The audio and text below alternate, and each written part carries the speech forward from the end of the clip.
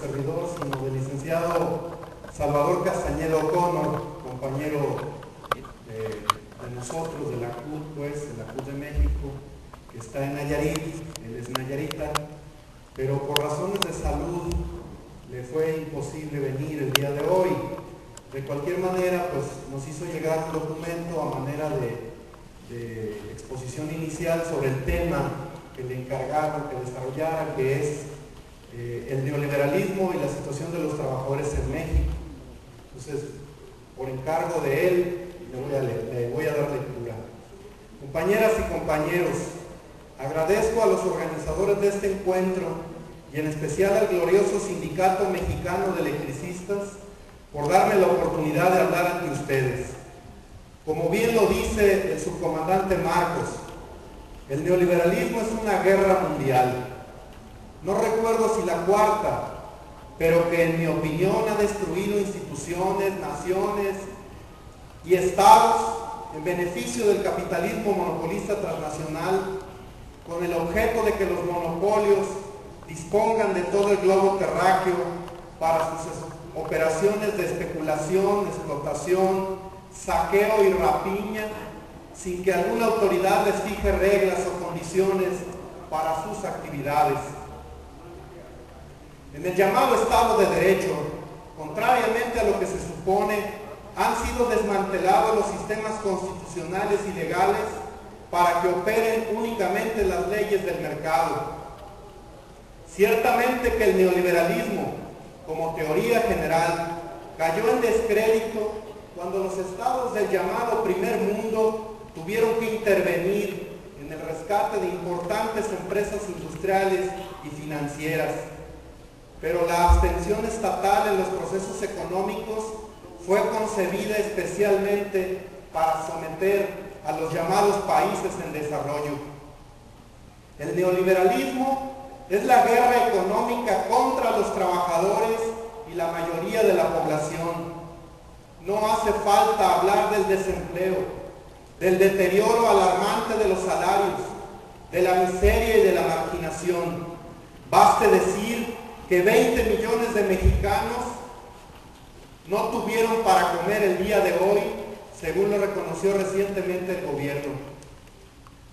En el ensayo denominado Transnacionalización y Desnacionalización, elaborado hace poco más de 10 años por Rafael Cervantes Martínez y otros científicos cubanos, se dice: la transnacionalización de las funciones legislativas y ejecutivas y judiciales de los estados imperialistas constituye una auténtica cruzada contra los principios de soberanía, autodeterminación e independencia de los estados nacionales.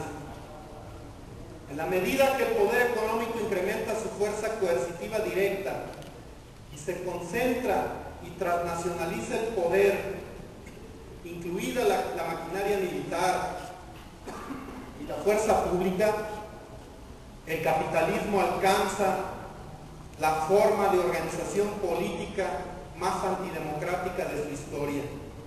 El carácter antidemocrático del sistema capitalista se manifiesta aún de manera más aguda en los países dependientes, cuyos habitantes van dejando de ser ciudadanos de uno u otro país, por consiguiente, súbditos de aristócratas burgueses nacionales, para subordinarse a través de múltiples mediaciones a una oligarquía financiera que ejerce su dominio desde el exterior,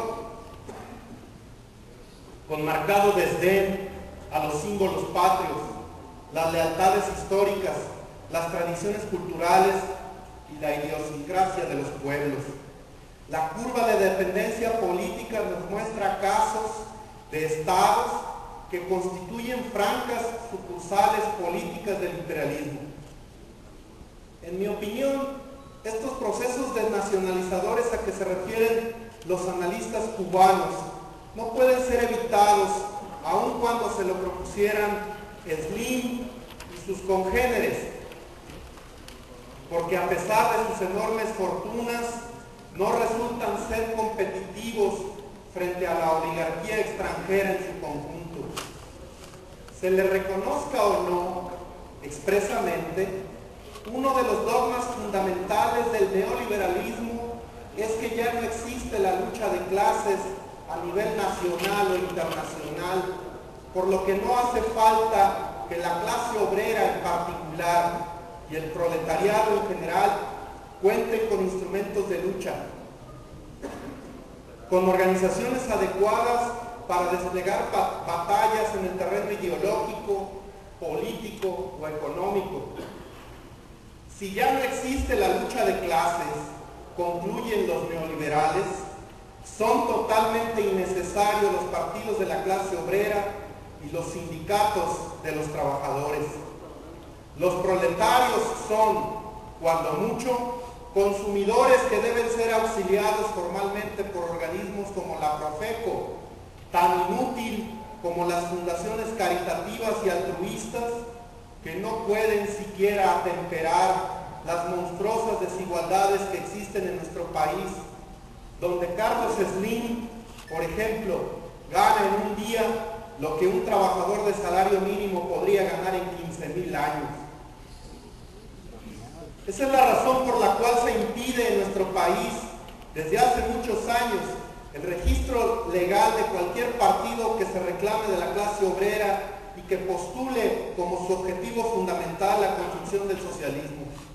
Esa es la razón por la cual también son controlados o destruidos los sindicatos de trabajadores de manera violenta y arbitraria. Esa es la razón por la cual el derecho de huelga, consagrado por nuestra Constitución, ha sido convertido nuevamente en un delito que en ocasiones se castiga hasta con la muerte, como puede suceder cuando la fuerza pública desaloja a los huelguistas de sus centros de trabajo. En Cananea están en marcha averiguaciones previas y procesos penales en contra de los mineros huelguistas.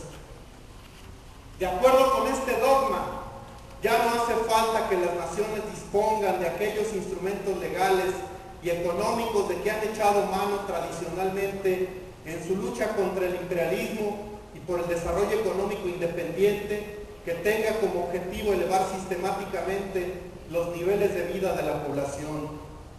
A los pobres de la tierra no les queda más remedio que emigrar hacia las metrópolis, pero ni eso les permiten las acciones xenofóbicas ilegales o legales que se organizan en su contra. La indignante legislación de Arizona sería causa suficiente para denunciar o cancelar, pues, el Tratado de Libre Comercio si este país estuviera gobernado por mexicanos, porque dicho instrumento es la causa principal de los flujos migratorios de compatriotas a los Estados Unidos. Tampoco es necesario que existan los Estados-nación, ni que las naciones puedan autodeterminarse y sean soberanas dentro de sus respectivos territorios y en el escenario internacional. En el orden de nuestras prioridades, los mexicanos debemos luchar por el rescate de la nación mexicana, devolviéndole el territorio, los recursos naturales, los bienes materiales y culturales de que ha sido expropiada, reivindicando su derecho de autodeterminación y de formar un Estado. Cualesquiera que sean nuestros métodos de lucha, primeramente debemos establecer con claridad quiénes seguimos formando parte de la nación mexicana, quiénes son sus enemigos y quiénes son sus aliados. Respecto a la pérdida de la nacionalidad, nuestra Constitución es muy limitada. En el pasado, el traidor a la patria podía perder hasta la vida. Hoy ya no pierde ni la nacionalidad, según reformas que promovieron nuestros gobernantes para ponerse a salvo, pero condenando a la nación a cargar con el lastre de sus propios enemigos. La realidad impone una serie de causas por las cuales no pueden seguir siendo mexicanos quienes trabajan permanentemente en contra de la nación, traicionándola o sometiéndose a un país extranjero.